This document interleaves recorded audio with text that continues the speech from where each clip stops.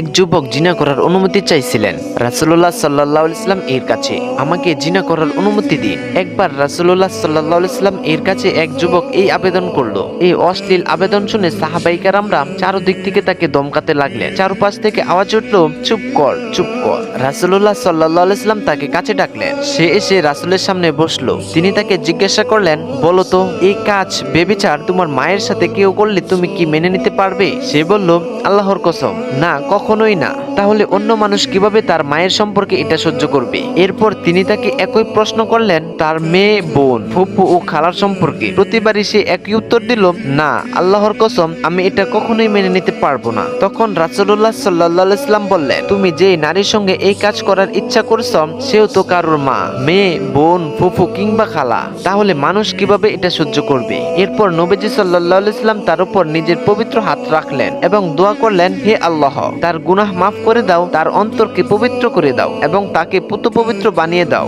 এরপর থেকে সেই যুবক কখনই কোনো নারীর দিকে চোখ তুলে তাকায়নি। এটি হচ্ছে নবুয়তের প্রকৃত রূপ। একদিকে তিনি কত বুদ্ধিদীপ্ত উপদেশ দিলেন, অন্যদিকে কি আবেগময় দোয়া করলেন। যদি তিনি শুধু দোয়াতে সীমাবদ্ধ থাকতেন তাহলে এই ঘটনা হয়তো কেবল সেই যুবকের জন্য একটি আশ্চর্যের বিষয় হয়ে থাকতো। কিন্তু তিনি যেভাবে উপদেশ দিলেন তা কিয়ামত পর্যন্ত প্রতিটি বিবেকবান মানুষের জন্য এটা শিক্ষা হয়ে থাকবে।